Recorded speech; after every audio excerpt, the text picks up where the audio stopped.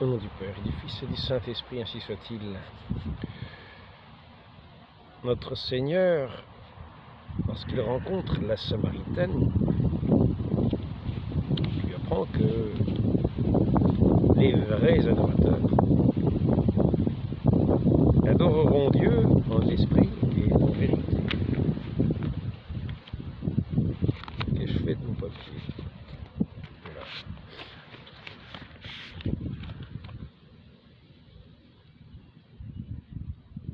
Il dit, vous adorez ce que vous ne connaissez pas, nous adorons ce que nous connaissons. Je vais commencer par lire ce texte, s'il est ici. Évangile selon saint Jean.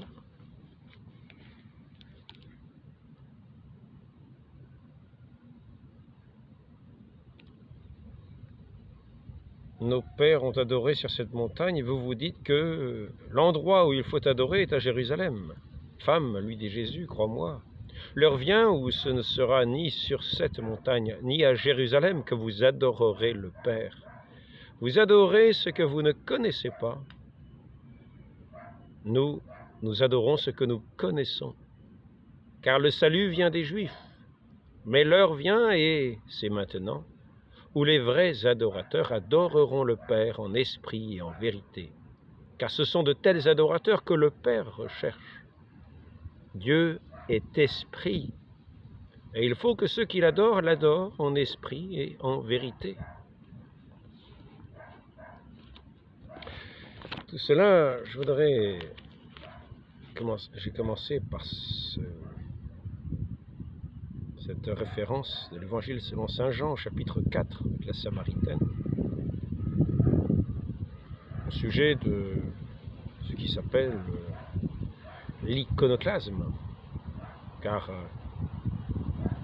le premier commandement de Dieu est d'adorer Dieu. Et notre Seigneur nous dit bien que Dieu est esprit, que c'est en esprit et en vérité qu'il faut l'adorer. Il ne s'agit pas ici d'adorer des idoles. Il ne s'agit pas de nous détourner de Dieu en adorant des créatures de Dieu. Il ne s'agit pas de rendre l'honneur qui n'est dû qu'à Dieu, de le tourner vers les créatures, ce qui est quasiment le péché originel. Orgueil, tourné vers l'orgueil de la créature, qui veut se faire l'égal de Dieu, plus grand que Dieu. Mais donc, pour nous prévenir contre cette idolâtrie,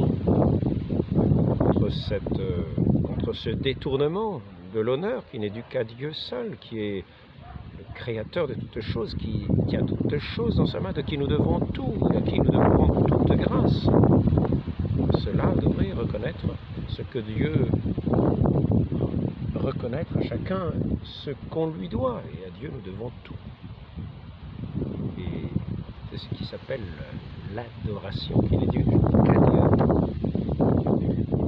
Ainsi, il nous est dit parmi les commandements, ce premier commandement, c'est-à-dire nous sommes faits pour adorer Dieu.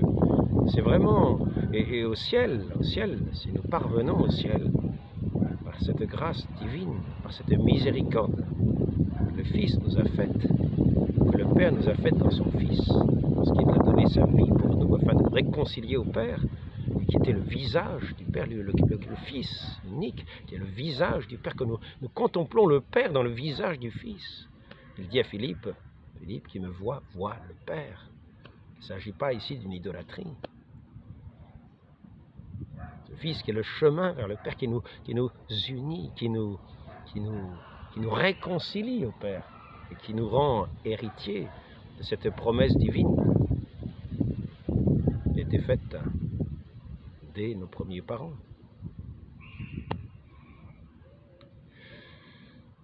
Ainsi, ensuite, comme l'Écriture nous l'apprend, Abraham, la descendance d'Abraham, et par ce don de l'Esprit Saint, l'Esprit de Dieu. Dieu est Esprit, et c'est lui qui vient habiter en nous et prier en nous et adorer en nous. Nous ne savons pas prier, apprends-nous à prier, nous ne savons pas prier.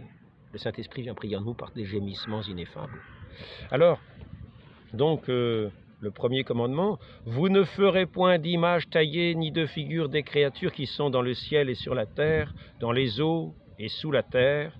Vous n'adorerez point toutes ces choses, et vous ne les honorerez point. » Ah, alors donc il ne faut pas faire ni image, ni sculpture, ni œuvre d'art, ni aucune représentation, ni prendre de photos, ni faire de vidéos. Ici, nous pouvons bien faire une distinction, mais avant de faire la distinction, je voudrais quand même faire un rectificatif. Je lirai ensuite le passage du catéchisme qui s'y rapporte, qui est très précis dans les termes. Qui nous permet, la précision nous permet souvent de bien comprendre les choses. Car il s'agit d'adorer Dieu en esprit et en vérité. En vérité. Pour adorer en vérité, il faut comprendre des choses en vérité. Plus justement, possible justement. C'est une grâce de l'Esprit Saint d'adorer en vérité. Donc il ne faut pas se tromper sur les termes. Il ne s'agit pas de massacrer des gens, comme on a vu dans cette crise, avec les iconoclastes qui non seulement ont démoli les images, mais tué les gens qui protestaient contre ces espèces d'irrévérence. Parce que, comme nous l'enseigne le 7e concile œcuménique, je crois que c'est à Nicée, eh bien, comme nous l'enseigne ce concile, l'honneur que l'on rend aux images n'est pas rendu proprement aux images, mais à celui auquel ces images se rapportent. Ainsi, si nous voulons honorer nos pères dans la foi, comme je l'ai dit, eh bien, les icônes qui sont faites nous les rappellent à notre mémoire. Et ces images sont faites pour nous rappeler à la mémoire de ces saints qui sont nos modèles dans la foi, ainsi que saint Paul nous dit de faire mémoire, de nous souvenir de nos pères dans la foi, de ceux qui étaient nos guides dans la foi, nos guides, pas les nôtres directement, mais par le passé, cette foi qui a été une transmission depuis les apôtres, depuis que le Christ a été avec ses apôtres. Et ainsi, pour faire mémoire de ces saints, ces images faites, ces statues faites en leur honneur, permettent de nous souvenir d'eux. Ce n'est pas une idolâtrie ni de la statue ni de l'image. Et ainsi nous allons voir qu'au contraire, d'une certaine manière, un culte, ce n'est pas un culte des images, mais d'une certaine manière, il y a des vénérations, et qui se rapportent à ceux qui sont vénérés à travers. Eh bien, nous allons voir que Dieu lui-même a ordonné à Moïse de faire des chérubins sur l'arche d'alliance elle-même, l'arche d'alliance. L'arche qui signifiait l'alliance entre Dieu et les hommes. Étaient contenus les commandements de Dieu aussi, les rouleaux de la loi. Et c'est cette arche qui signifiait cette alliance entre Dieu et les hommes.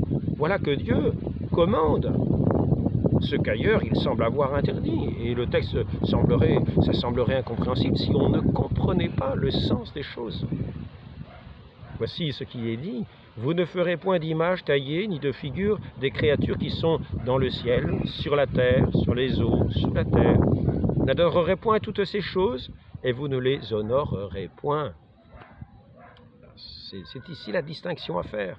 Car notre Seigneur, notre Dieu, quand il parle à Moïse et qu'il dit la chose suivante, il dit la chose suivante. Livre de l'Exode 25, 1 à 22. L'Éternel parla à Moïse et dit, parle aux enfants d'Israël, qu'ils m'apportent une offrande. Vous la recevrez pour moi de tout homme qui la fera de bon cœur. De bon cœur. Ce que l'on donne à Dieu doit être fait de bon cœur. Ça ne doit pas être par contrainte. Si on voit, c'est pour ça qu'il faut avoir une certaine joie lorsque l'on donne. C'est-il dit même dans le Nouveau Testament que celui qui donne, donne avec joie. C'est quand on fait une offrande à Dieu, il doit être fait de bon cœur. Et alors ici, parle aux enfants d'Israël qu'ils m'apportent une offrande, vous la recevrez pour moi, et de tout homme qui la fera de bon cœur. Exode 25:10, c'est la suite, on était au 25:1, 25:10. Ils feront une arche de bois d'acacia, la longueur sera de 2 coudées et demi. Là c'est 25:10, maintenant c'est 25:18. Tu feras 2 chérubins d'or, mais c'est Dieu qui commande cela à Moïse. Tu feras 2 chérubins d'or. Les chérubins, ce sont des anges, avec des ailes. Donc, alors, comment se fait-il qu'ici, vous ne ferez point d'image taillée, ni de figure des créatures qui sont dans le ciel et sur la terre, dans les eaux, sous la terre, vous n'adorerez point toutes ces choses, alors, qui sont sous la terre et sur la terre. J'arrête là. J'arrête là. Voilà. Vous ne ferez point d'image taillée, de figure des créatures qui sont sous le ciel, qui sont dans le ciel. Les anges sont bien dans le ciel, que je sache. Vous ne ferez point d'image de créatures, d'image taillée, ni de figure de créatures qui sont dans le ciel. Et voilà justement qu'on dit à Moïse, tu feras 2 chérubins d'or. 2 chérubins, ce sont des anges qui sont dans le ciel.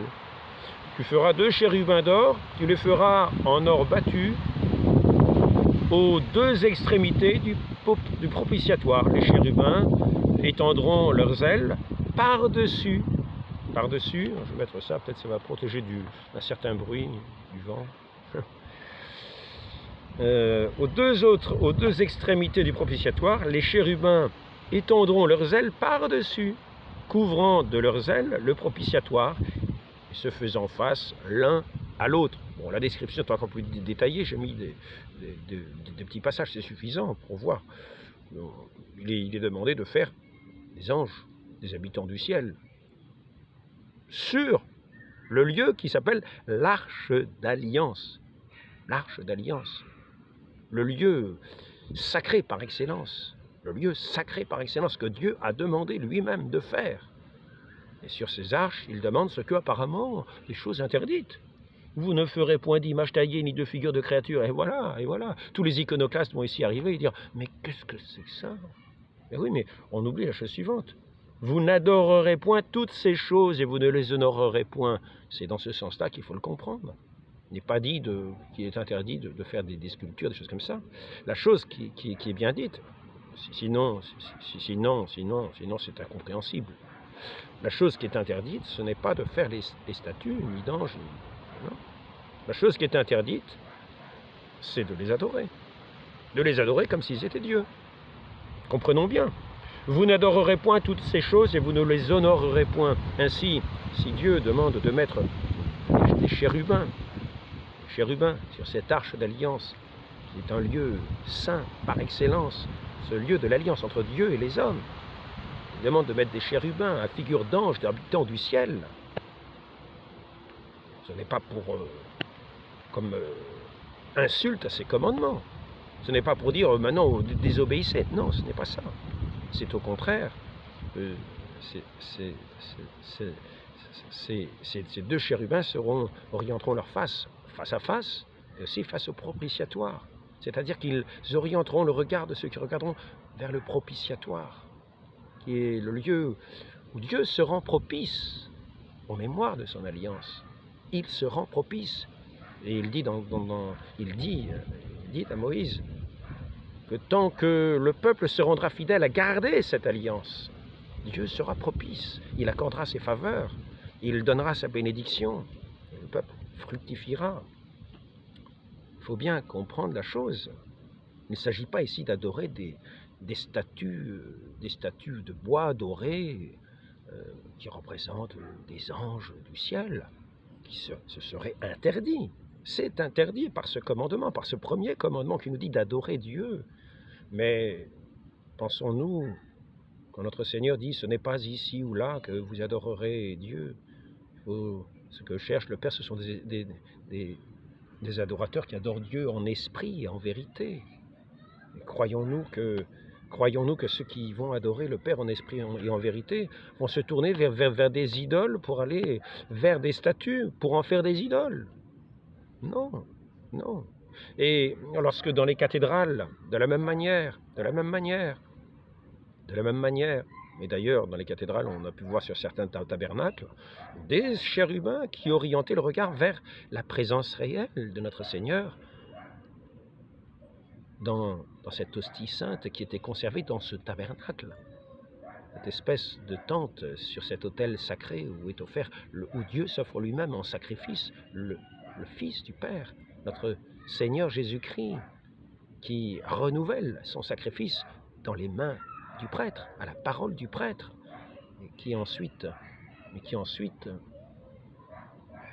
sous les espèces du pain, dans cette hostie sainte, il est présent, car ce n'est plus du pain, c'est le corps du Christ, corps, sang, âme, divinité, qui se rend présent de cette manière et qui est dans cette nouvelle arche d'alliance, dans ce saint des saints, conservé dans ce tabernacle, dans cette maison de Dieu, où Dieu lui-même se rend présent, d'une présence substantielle, particulière, pour y être adoré, pour y être aimé, pour y être loué, pour y être entendu, pour que nous respections sa parole, respections son alliance. Car le Christ est venu accomplir la loi qui avant était contenue dans cette arche sainte. C'est le Christ qui est venu l'accomplir. Ainsi, celui qui est contenu dans ce tabernacle, saint tabernacle des autels, et à plus propre raison, contenu comme dans l'arche d'alliance, et tout autour, tout ce qui est autour, cette église qui est bâtie autour est bâtie en son honneur, non pas pour détourner les cœurs et les âmes de l'adoration qui n'est due qu'à Dieu seul, mais au contraire pour honorer Dieu. C'est la maison de Dieu. Toutes les statues vont faire mémoire, toutes les statues des saints qui sont, et saint n'est pas une injure, en disant il n'y a que Dieu, Dieu seul est saint, oui, Dieu seul est saint, mais il donne son Esprit Saint à ceux qui ont foi en son Fils. Et ainsi, font des œuvres de sainteté, ils participent à la sainteté de Dieu. Et saint Paul n'a pas peur de les appeler, ses premiers chrétiens, ses premières communautés chrétiennes, les saints, les saints. Et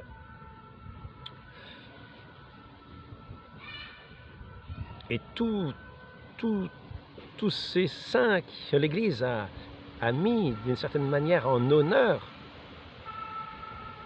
dans les églises sont là pour que nous nous souvenions de ceux qui sont nos pères dans la foi, pour nous souvenir de la manière dont ils ont eu foi en Dieu, dans toutes ces œuvres extraordinaires que Dieu a opérées en eux. C'est à la fois une histoire sainte dans chaque vie de saint et qui nous ramène à l'adoration à Dieu. Car tout saint véritable, tout celui qui est animé de l'Esprit de Dieu nous conduit à Dieu. Il est un chemin vers le Père. Celui qui suit le Christ est aussi un chemin vers celui qui est le chemin. Il est une porte qui nous ouvre à l'unique porte, le Christ, qui est le chemin, la vérité et la vie, et qui demande de nous, comme Dieu, cette foi véritable, qui va nous faire entrer dans cette adoration en esprit et en vérité, sans nous attacher, sans nous attarder aux statues qui seront là comme d'un clin d'œil pour nous souvenir de ces œuvres magnifiques de Dieu qu'il opère dans ses enfants, dans ceux qui font sa volonté par la grâce divine. S'il n'y a aucune injure à Dieu, aucun détournement de Dieu. Tous les saints chantent la louange de Dieu, et tous les saints sont comme une main qui nous montre comme d'un doigt tendu, celui que nous devons adorer, et la manière dont nous devons l'adorer, la manière dont nous devons l'adorer, ce Dieu unique, adorable, Père, Fils et Saint-Esprit.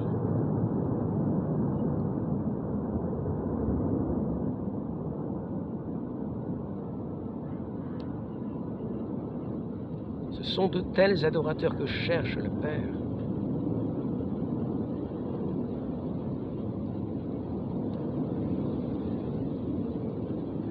Et nous pouvons voir, pour aller encore dans ce sens-là, que le serpent d'airain dans le désert représenter ce peuple de Dieu qui se meurt dans ce monde de péché.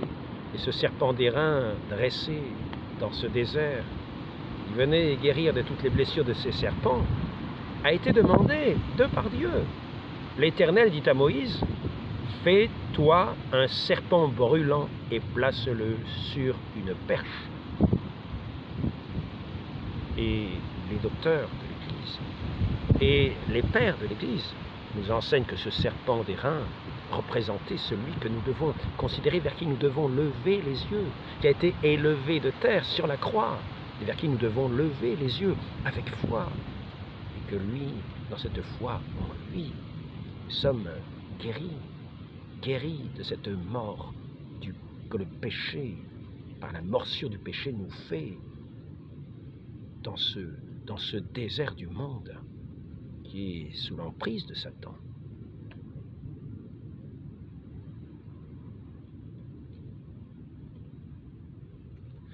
Nous pouvons voir même dans les Écritures quantité d'images. Dans le livre de Daniel, les prophètes parlent pratiquement toujours par image, par imagination, par image. Ce sont des images que Dieu donne à voir aux prophètes. Et ça, nous pouvons le voir dans le livre de Zacharie. 2 anges qui se tenaient devant le Seigneur de toute la terre. Il fit voir aussi, il me fit voir, c'est marqué, il me fit voir, vous voyez. Donc c'est Dieu qui fit voir à ses prophètes, il me fit voir. Hein. Donc on voit, ces prophètes voient les choses en images. Je vis le Seigneur assis sur un trône très élevé, et les pans de sa robe resplendissaient. Le temple des séraphins se tenait au-dessus de lui. Le temple, alors de sa robe remplissant le temple, des séraphins se tenaient au-dessus de lui. Isaïe, chapitre 6, 1. Nous voyons que notre Dieu parle au prophète par image. Par image. Il ne s'agit pas d'idolâtrer des images dans l'imagination. Mais par contre, ensuite, il s'agit de communiquer ces images, car ces images nous sont effectivement communiquées par écrit, et tous ceux qui lisent peuvent se représenter ces images, non pas pour les adorer, mais elles sont la parole de Dieu qui nous parle de Dieu, afin que nous puissions le connaître, la connaître en vérité, par cet esprit de vérité, et adorer le vrai Dieu. Et là, nous voyons la majesté de Dieu. Nous avons une idée de la majesté de Dieu. Il ne s'agit pas d'adorer des représentations, mais par contre, pour ce peuple qui longtemps n'a pas su lire, Bon, en Israël, la lecture était était assez courante. Au Moyen-Âge, il y avait des écoles.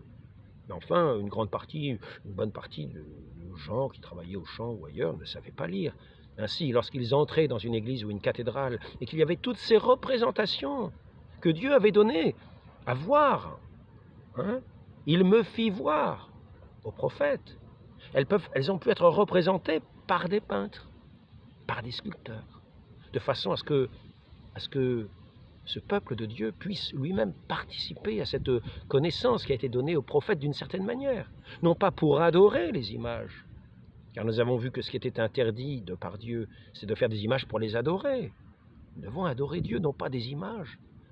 Et ce concile, je le répète, de Nicée, le 7e concile écuménique, dit que les images, vénération qui est due, est tournée vers l'origine, vers ceux auxquels ces images se rapportent. Et quelquefois,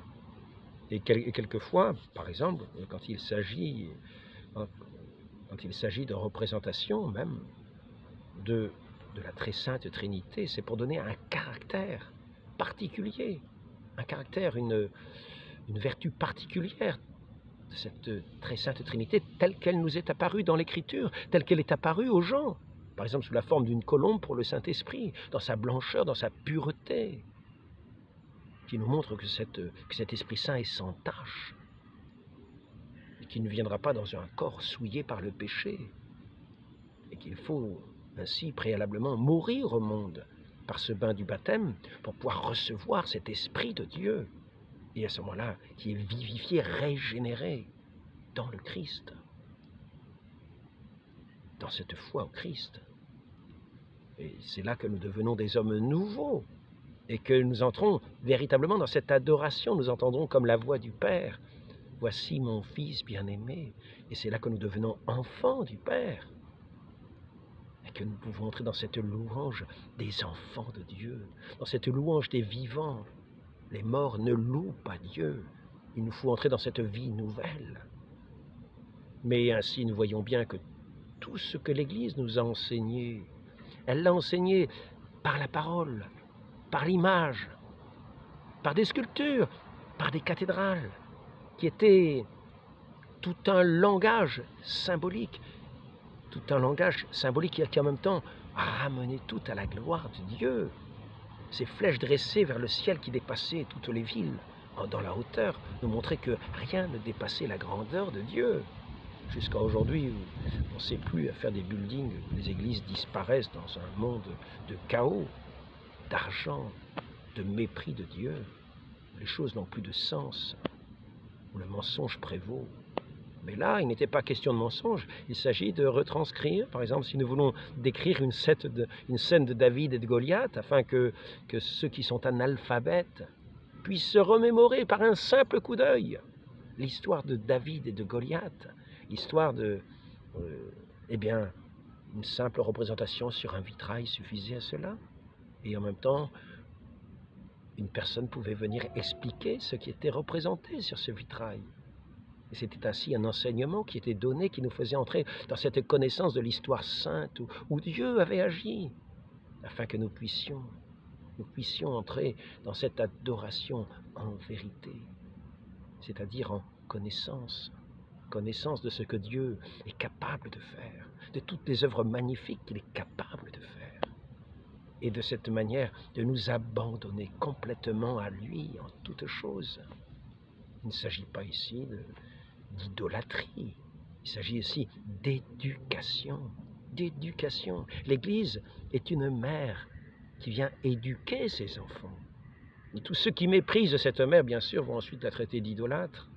Mais il n'est pas question d'idolâtrie. Il n'est pas question d'idolâtrie. Notre Seigneur est venu fonder son Église, une Église. Et Pierre, sur cette pierre, je fonderai mon Église. Il n'est pas question de quantité d'églises qui se tirent les unes les autres, qui veulent s'abattre les unes les autres, qui se haïssent les unes les autres, qui vont s'entretuer les unes les autres. Non, notre Seigneur est venu fonder son Église. Un seul Dieu, un seul Seigneur, une seule foi, un seul baptême, une seule Église qui est cette assemblée de ce peuple uni véritablement dans cet unique esprit de Dieu par lequel nous prions véritablement. C'est lui qui vient prier en nous. Et ainsi, nous voyons qu'à différentes époques, bien sûr, il y a toujours des gens qui ne veulent pas comprendre, qui méprisent cette Sainte Mère, l'Église, cette fondation de notre Seigneur Jésus-Christ, cette Église qui est aussi le corps du Christ. Le méprise le Christ, méprise le Sauveur de l'humanité, le chemin vers le Père, celui qui est l'image parfaite du Père. Quand nous le regardons, nous voyons le Père. C'est ainsi qu'il dit à Philippe, « Philippe, qui me voit, voit le Père. » Et c'est ainsi que notre Seigneur nous a même laissé, à sa mort, une image de sa crucifixion et de sa résurrection. Et cette image, ici nous n'avons que le portrait de notre Seigneur qu'il nous a laissé lui-même. Et cette image nous ramène à adorer notre Dieu qui fait de telles merveilles, que celui qui a donné sa vie pour nous a été mis au tombeau dans un linceul et qu'il en est sorti, ressuscité, d'une façon comme immatérialisée. Il s'est comme immatérialisé. C'est ainsi que l'on peut comprendre cet événement. Par peut-être une chaleur, une radiation qui a laissé ce témoignage de sa présence dans ce sanctuaire et qui l'a laissé comme un souvenir à ceux qu'il est venu sauver, à ceux qui l'aiment de tout leur cœur, qui aiment leur Seigneur, leur Maître. Vous m'appelez Maître et vous avez raison, je le suis. Et ainsi, nous gardons précieusement, l'Église a gardé précieusement le témoignage de ce Maître qui s'est fait homme, qui est passé parmi les hommes et qui a subi la mort par l'infamie des hommes et qui s'est retrouvé au matin de Pâques ressuscité, nous laissant ce souvenir après lui, cette image sainte, afin de fortifier notre foi, afin de nous qui sommes comme ses fils, comme ses cohéritiers, afin de pouvoir garder précieusement cet objet qu'il a lui-même touché, dans lequel il a été enveloppé, de le garder comme un bien de famille, mais en même temps aussi comme le souvenir de ce qu'il a souffert pour nous, comme un enseignement de ce qu'il a effectivement, concrètement souffert pour nous, et de cette résurrection à laquelle il nous invite, nous qui le suivons, nous qui l'aimons, dans cette espérance pour être des vrais adorateurs du Père éternellement dans le ciel de gloire. Ne méprisons pas ces témoignages, ne méprisons pas ces enseignements de l'Église, ne méprisons pas ces signes d'amour, ces invitations dans notre humanité à vénérer précieusement les souvenirs de celui que l'on aime, de notre Dieu qui a mis ses pas dans nos pas, et nous essayons de mettre nos pas dans les siens.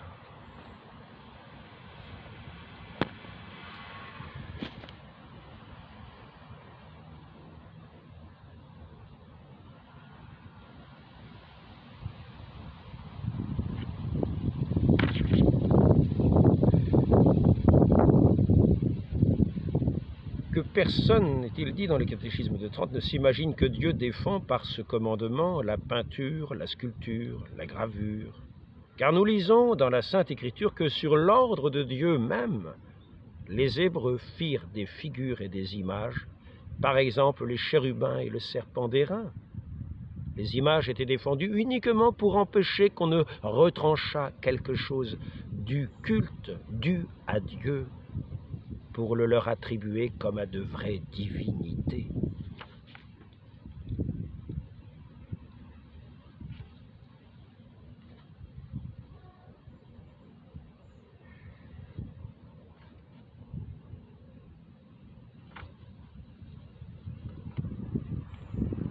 Si le pasteur vient à remarquer qu'il s'est glissé sur ce point quelque erreur parmi le peuple, il fera tous ses efforts pour le corriger, conformément au décret du Concile de Trente. Et même, si les circonstances le permettent, il devra expliquer le décret lui-même, ainsi il apprendra aux ignorants et à ceux qui ne comprennent pas le but de l'institution des images, qu'elles ont pour objet de nous faire connaître l'histoire des deux testaments et de nous en renouveler de temps en temps le souvenir, afin que la pensée des bienfaits de Dieu nous excite à l'honorer davantage et augmente dans nos cœurs le feu de l'amour que nous avons pour lui. Voilà qui est bien dit. Demandons cette grâce. C'est cette grâce de ne pas idolâtrer le monde, ne pas tomber dans des orgueils, des œuvres humaines, mais au contraire, de suivre à la suite de cette Église, cette si bonne mère, Il sait si bien nous éduquer, qui nous éduque toujours, de faire bon usage de ce qu'elle nous propose, dans la confiance, afin d'honorer toujours, autant que la grâce de Dieu nous le permettra, nous le donnera, notre Dieu, véritable, unique et véritable. Et que ainsi, ce Père, il cherche de tels adorateurs en esprit et en vérité, puisse les trouver dans cette Église, après qui a été, par ses divins enseignements d'un si bon maître, écarter tous les obstacles à cette adoration. Dans le souvenir de cette histoire sainte, dans le souvenir de cette histoire, de cette famille humaine, de tous ces enfants de Dieu qui chanteront cette louange éternelle dans le ciel. Seigneur Dieu, je vous adore et je vous aime. Donnez-moi de nourrir toujours votre sainte face, votre divine et céleste face, que vous avez gravée comme souvenir afin que nous ayons toujours le désir, ce désir au cœur de vous rencontrer, de vous aimer, dans toute la lumière de votre visage, le resplendissement de votre gloire, ainsi soit-il. Au nom du Père et du Fils et du Saint-Esprit, ainsi soit-il.